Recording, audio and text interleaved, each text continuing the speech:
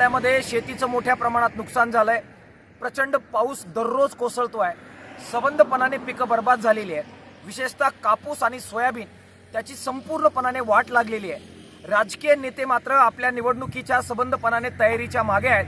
दुर्दैवानं महाराष्ट्रामध्ये सरकार अस्तित्वात आहे की नाही हा प्रश्न पडावा अशी परिस्थिती आहे। एसकेएमच्या नेतृत्वाखाली गेले 4 दिवस सबंध देशभरातील नेते मराठवाड्यात आलेत, विदर्भात आलेले आहेत, ते दौरे करतायत। पण महाराष्ट्रातील राजकीय नेत्यांना मात्र शेतकऱ्यांची सूद घ्यायला वेळ नाहीये। करावा तेवढा निषेध थोडा आहे। राजकीय नेत्यांनी विशेषतः सत्ताधाऱ्यांनी अशाच प्रकारे जर शेतकऱ्यांना वाऱ्यावर सोडलं तर त्यांना महाराष्ट्रात फिरता येणार नाही। अशा प्रकारचा संघर्ष शेतकरी पोरांच्या वतीनं सुरू करण्यात येईल।